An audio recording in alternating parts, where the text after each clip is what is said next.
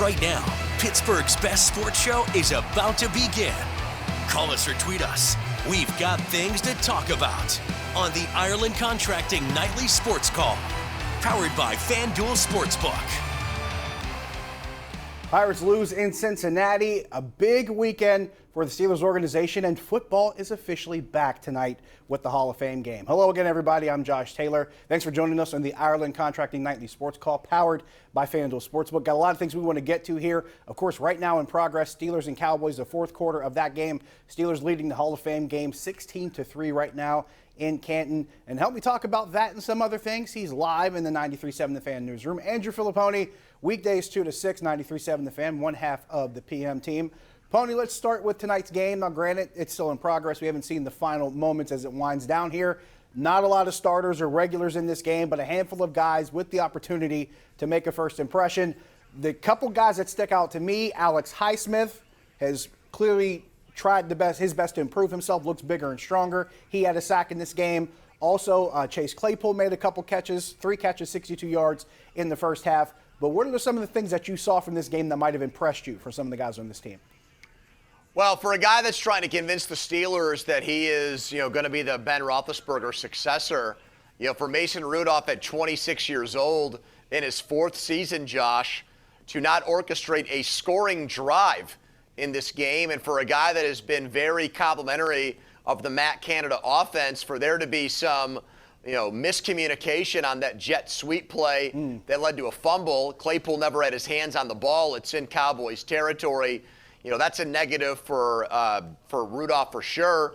He's in Cowboys territory. It's 3rd and long. But even if you pick up half of that, you get yourself in field goal range. Wasn't able to do it. Made a throw behind a wide receiver. It's just we've got to stop, and I've been preaching this for a long time, let's stop treating Mason Rudolph with kid gloves. If this really is a guy with a first-round grade, let's not set such a low bar for the guy. I see people on Steelers Twitter that are trying to make excuses for him. Well, he's got to make more dynamic plays.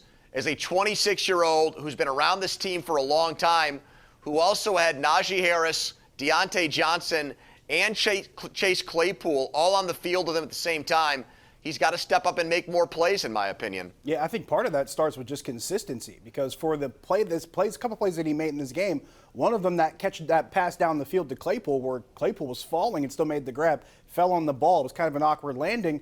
But for those couple of plays, there's the fumble you talked about on the exchange. There's a throw that was completely behind James Washington on a 3rd and short that probably converts a first down.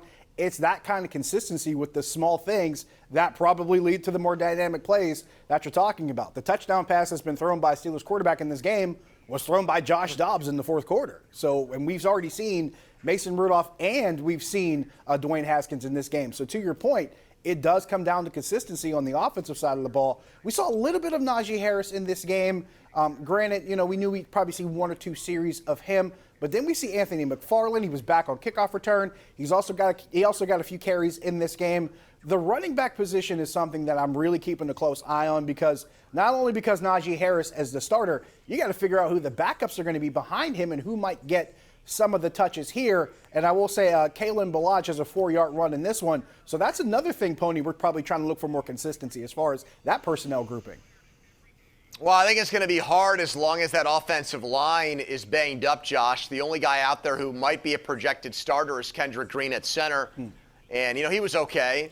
Najee Harris stayed in the game way too long, in my opinion, especially when you take into account that Benny Snell's already dinged up.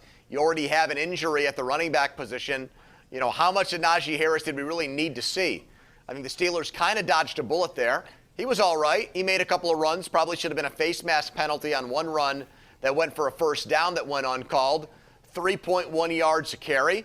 But if you watched it, it looked again like a lot of what we saw from the Steelers' offensive line last year, where the holes weren't really there and the running back was really stuck trying to find yards himself. The Cowboys' defense, to their credit, basically tried to force Mason Rudolph to throw the ball. They sold out to stop the run. And Harris had a relatively quiet game, showed burst at some points, didn't turn the ball over, but more than anything else, Josh, he didn't get hurt. Let's shift over to the defensive side. Of course, we talked about not seeing many starters on offense. We didn't see that many on defense either. But Alex Highsmith was getting some reps in this game, came up with a big sack on 3rd down inside the red zone, probably pushes the Cowboys to a point where they have 3rd and goal, I should say, from a longer field position further back. That probably forces them to a field goal on their first possession after that fumble exchange between Mason Rudolph and Chase Claypool.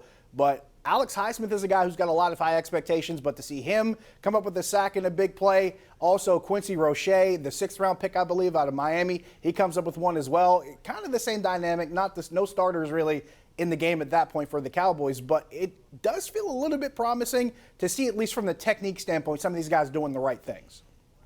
Well, Highsmith is a guy that, given where he was, drafted from Charlotte, not someone that you expect because he played at a smaller Division I school, was a walk-on there, was a late 3rd-round pick.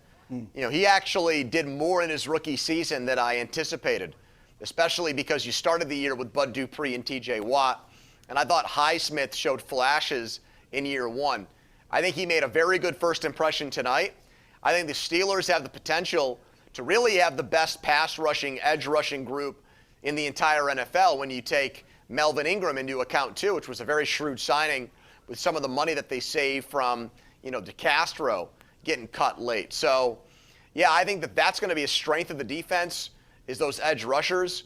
Watt, once he figures out his contract situation, and then the rotation between Highsmith and Ingram, that gives them that 1-2 punch that they had the last few years with Watt and Dupree, which we all know was extremely effective.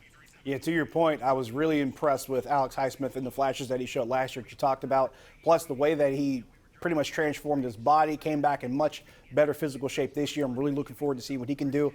I love the thought of having the pair of T.J. Watt, Alex Highsmith, plus a Melvin Ingram, who, by the way, can move around the defense. He can play outside, he can move inside and make some things happen in there inside the sub package. I'm really looking forward to see what they might have in store, trying to put a package like that together with all 3 of those guys on the field. That might be something that becomes more interesting as time goes along. In the meantime, we got to take a break. When we come back, we will take your phone calls, 412-575-2600. Also taking your tweets at Josh Taylor HD. Let's talk about what we saw tonight, plus some other stuff. Stick around.